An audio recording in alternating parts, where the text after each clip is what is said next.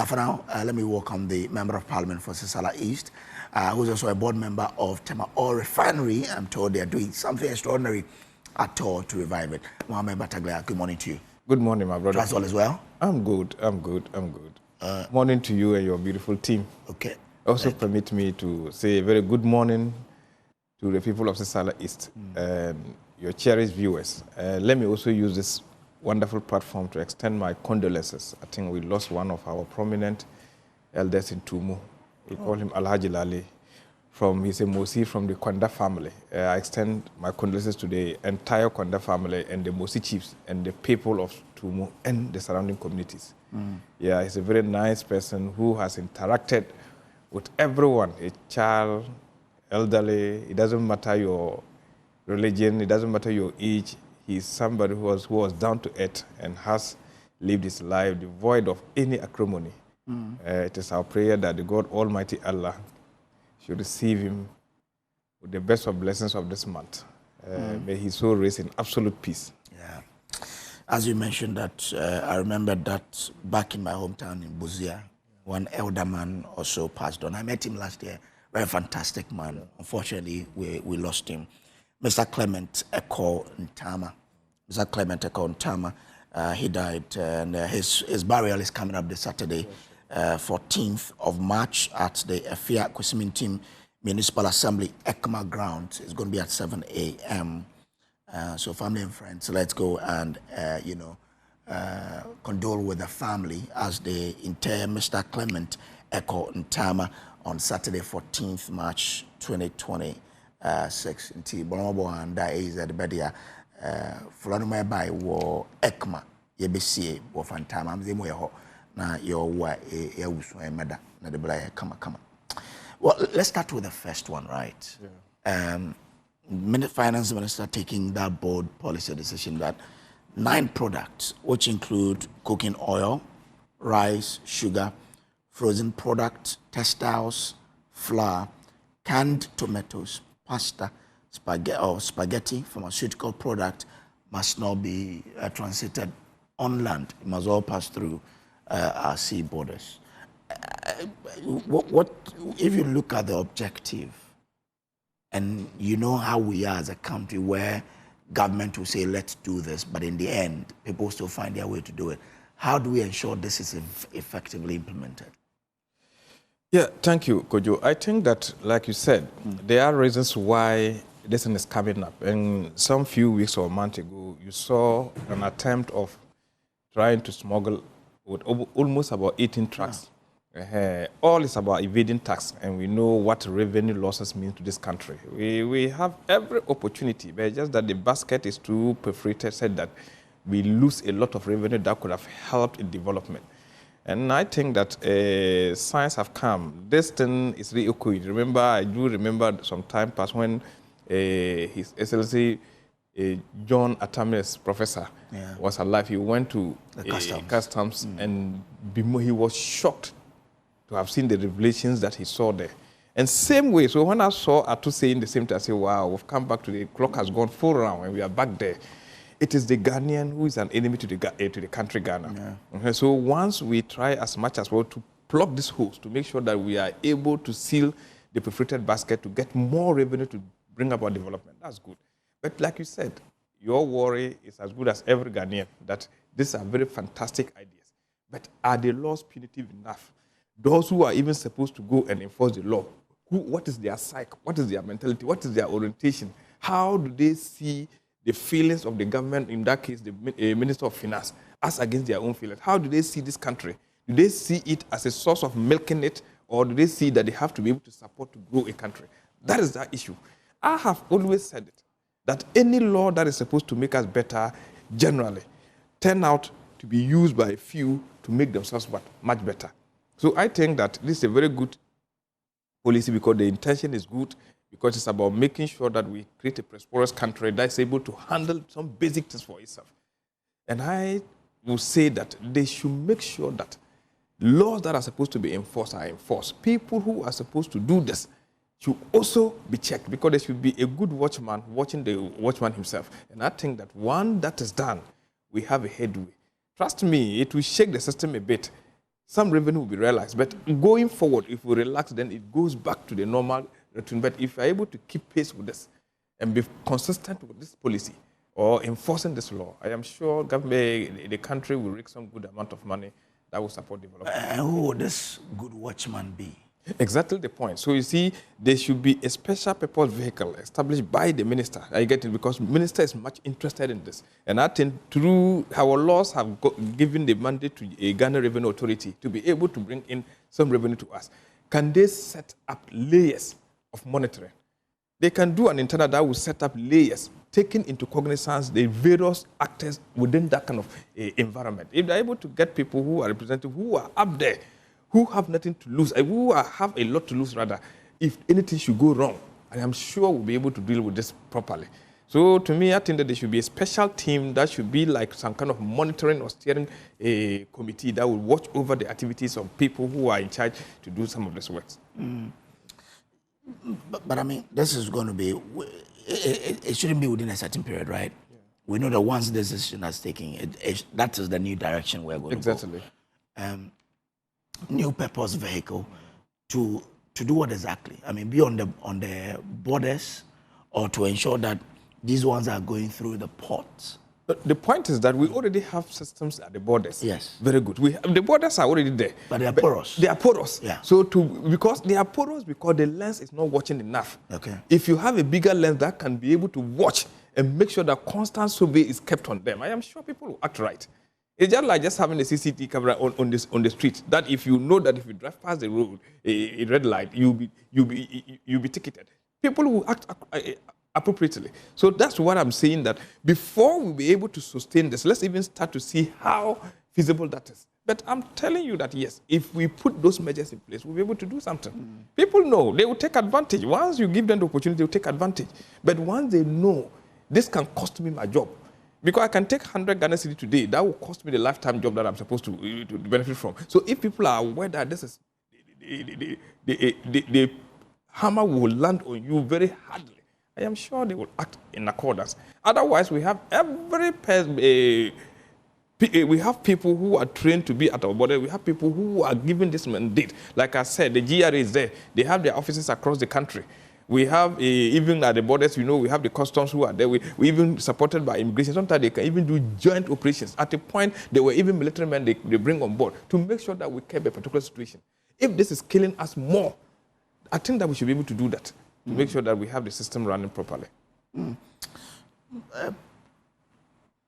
Is it not more about interest? Yeah. That yes, we would have met here, beautiful pictures, we've given the policy directions.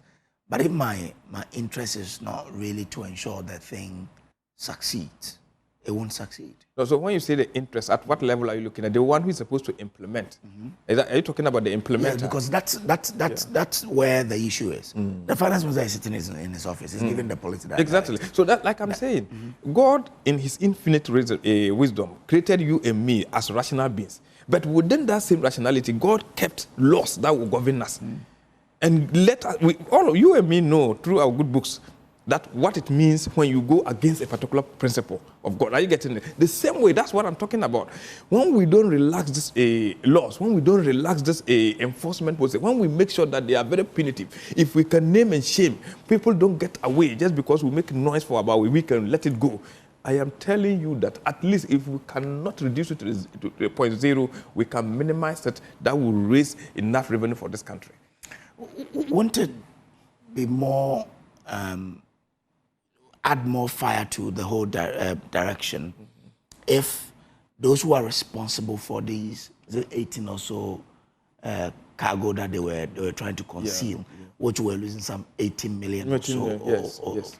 Won't it be more prudent for us to see how those behind it to be punished, to tell the others that, well, this new directive, if you go against it, this is what will happen. I think that has been said. You know that it's a movement at the highest level in terms of the Ghana Revenue Authority. You know there's been movement, new people have been brought in and all that. I am sure the law is taking its course. People will not let it go. Even this thing that we are seeing today, this action that we are seeing or this directive from the Minister of Finance, is triggered by what has happened. Yeah. And I'm sure he's not going to sleep over this. We'll make sure that people who are at the wrong side of the law regarding this should suffer the consequences of it. Yeah.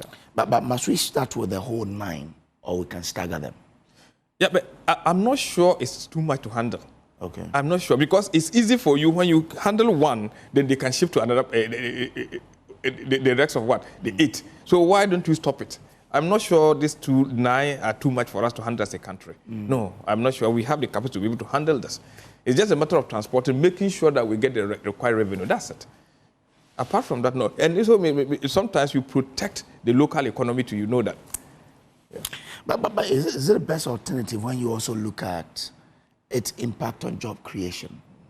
For example, the long trailers who have been hauling these items to neighboring countries, for example, would now not get the jobs coming in. Yeah.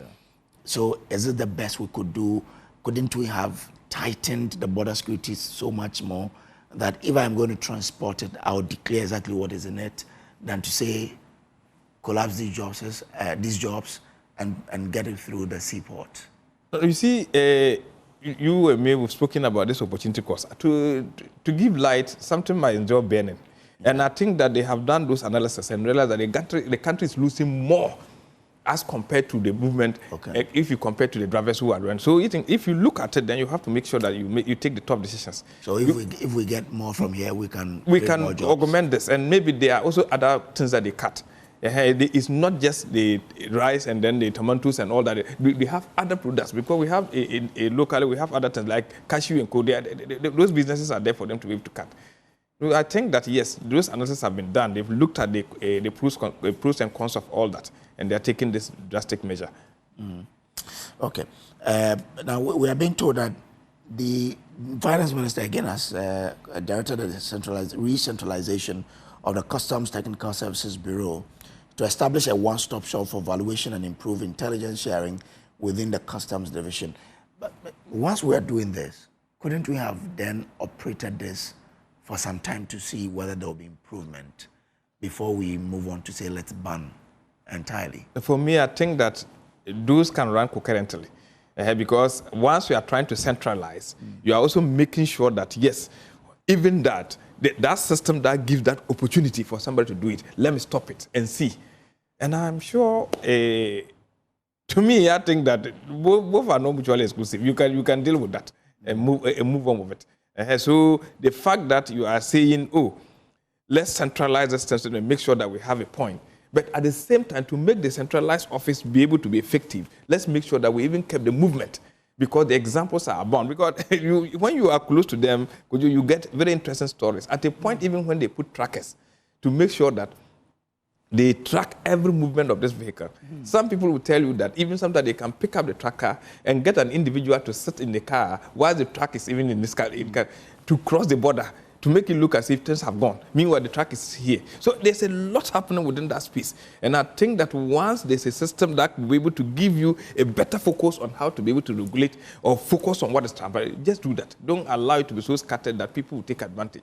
Every human being, I am sure, unless you get the good one who are so pious to the extent that they think that the country first, if you give them the slightest opportunity, they will take advantage of it. And that will go against, that has always been our bane. Otherwise, I think that people will tell you that this country is not a poor country. We've said this time with that number. It is just how we manage ourselves and how we manage what we are supposed to use. That's how it is. But as we take it to the port is also not sacrosanct, right? Because we also know what happens there. Exactly. So what if that also fails us? What will be our so it now becomes a point that you can focus your lens on. Because it sounds like if you are supposed to be monitoring about 500 outlets, now if you have about 18 or even 10 outlets to monitor, you have every force to be able to do that. And you can track it straight to a point that you think that there's a challenge there. So I think that you are zeroing the point to say that you can keep your lens appropriately at where you can be able to monitor. That's what is going to happen. Otherwise, the system is too porous, that the gates are too porous. Everybody comes from everywhere. And it's difficult for you to monitor who does what. But bringing it to the port, we know. If it is through Tema, we know. If it is through a Takrady, we know. And that is easy for the system to be able to regulate. Okay. Let's now talk about a law which you are part of. Those who ensure that it became law. The sliding scale. We understand today it becomes law, right? Yeah. It says 21 days, right? 21 days was yesterday, yes. So it is law. Yes. Okay. Have you heard about the issues around it? Yeah, definitely the issues will come. It's new law, and once it's new law, it's either going to tilt towards a particular group instead of the normal, the norm that we used to know. And you know, it has to do with nothing but what? Our mineral resources. It has to do with, and countries take advantage when mineral resources have seasons. They will tell you the bullish period that the mineral is doing very well in terms of prices. And you can come down to the bearish, where we think that, no, the prices are too low. Now the system is a sliding scale. Then we tell you that, no, instead of having static law of 5%, we think that as we are moving up and minerals are becoming better internationally, then we think that the country should gain more. That's how it is. So they peg it between the minimum of what? 5 to the maximum of what? 12, depending on the performance of that particular commodity or mineral in the international market. And you know, current treaties that we have signed, in be it Africa or even the union level, we have articles that sought to protect what? Resource-rich countries. That it shouldn't deviate, the conversation is deviating from just protecting the investor to making sure that the local people also benefit. Because it's more about resource sovereignty. We have a resource here in Ghana, but how is it that we are poor? Because when we are poor, it goes beyond just economic situations to what? National security, which affect the entire globe. So even if you look at the current law that are coming, the laws are for us to be able to give the maximum benefit to the ordinary person who is sitting on that resource. I read somewhere, somebody made a very beautiful comment that, yes, the real definition of the wealth of a country does not lie on what is beneath the ground. It is how appropriately you are able to utilize what lies beneath the ground. So for instance, so if you look at it right from the Constitution, where we have Article 257, everything regarding our resources have been entrusted in the hands of the president. Is that not it? Yeah. He's a custodian of that. And that should be done to favor the ordinary Ghanaian. And if you look at the subsequent laws that we have, right from 2016, if you come to 2018, all the mineral development laws we have, even the LIs that we have, it is geared towards making sure that the local content, the local environment has the best of what? A benefit of it. Even I remember I think Article 2672 talks about how even the disbursement should be done, where you can give it to the local people, the local authority, and it trickles down to the district assembly so that where mining is done, the benefit is seen. Otherwise, we cannot imagine why we can have the goldfish and many other places mining around the Ashanti region and Obuasi and other places. But when you go there, they have the worst of what infrastructure. It cannot be happening that way. People definitely will be disgruntled. People will rebel. So when you sit on the gold, that gold should benefit you. So all this that is happening is to making sure that the Ghanaian get the full benefits of what? The mineral they sit on, because those things can be depleted at any time. But Chamber of Mines is arguing that a rising gold price on the international market does not necessarily translate into profit for the mining companies. Yeah, is that not something we should consider? You see, for Dr. Asibi, one time we sat in I sat in subsidiary committee.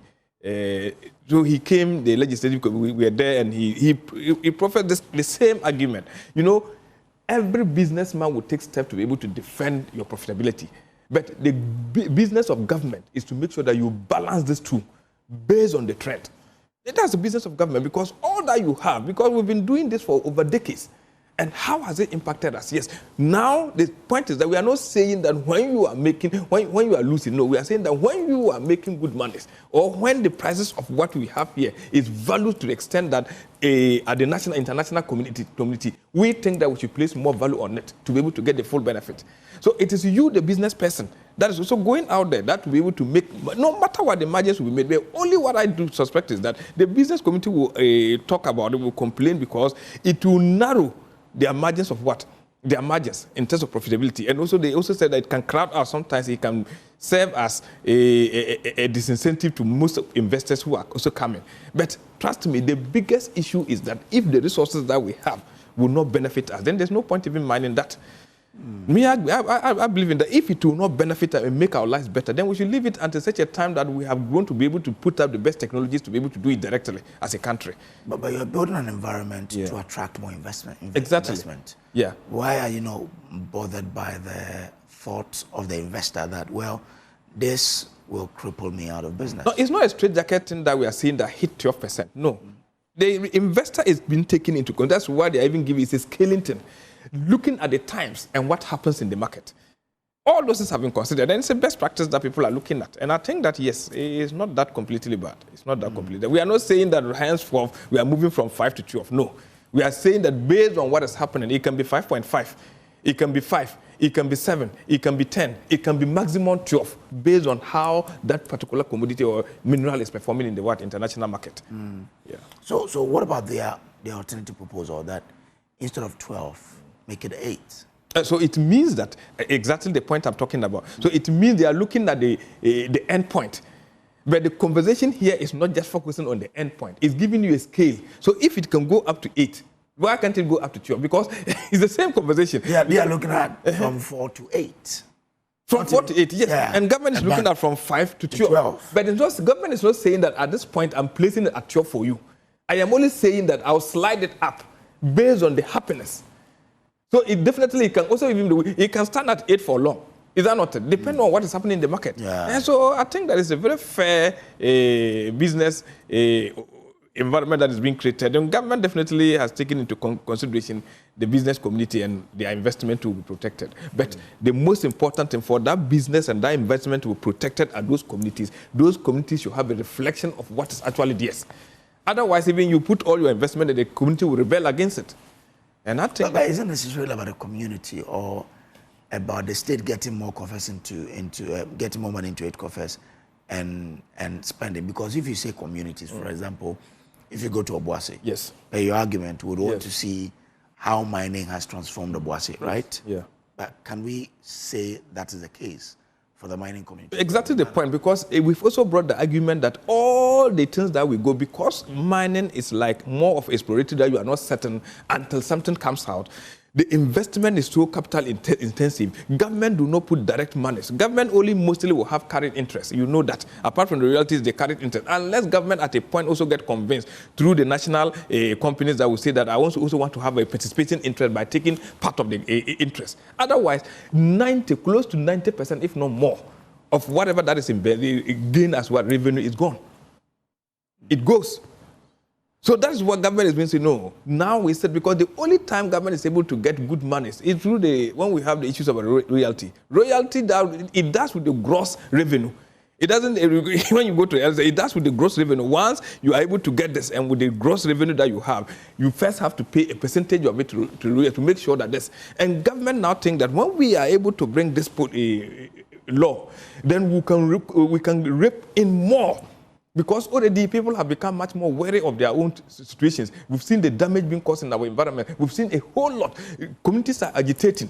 But where is the money for us to be able to even to support our budget, to be able to do those investments? So when we put this is what we have. This is where God has placed us to be able to make it better for ourselves. So when we are able to get at least, if not close to at least if we even get up to 15% of it, depending on the different taxes and maybe income tax and other things that will come in. If you're able to get good monies, then you are able to make sure that you give good budgets for a development projects down there. That's why they even have the Mineral Development Fund Act that has been created, so to support community direct development. So I think that, yes, it's a good thing. It's even not just good for government, it's even good for the businesses. When was that fund created? I think that act. It's been in existence for some time, right? Yeah, I think either 2016 or 2018. It's between this. Can we look back and say, this is what... Exactly. So now that is for you and me as a Ghanaians who should be able, because we even have an LI that should talk about what. I think I'll check the LI is there. I think that was created to make sure that we are able to have detailed reporting of how these monies are being used. We have all the laws. It is just for us to be able to go back into our archive, look at the laws and see how we are able to follow through what we set for ourselves. We have said all the beautiful laws are there, right from the Constitution to the acts that we have created, to the regulations that we have created. Everything is there for you and me, Kojo, to be able to monitor, to be able to find out how those funds have been done, clearly. And we cannot just be also thinking that because in the past, people have a feeling that those monies have not been properly used. We should just sit down and say that taking it doesn't mean anything. No, we have new people coming up. People are having different thinking. The society is tending, evolution. Things are evolving, and people are becoming much more conscious about their life, their environment. They won't allow government to take advantage of them if they don't benefit directly.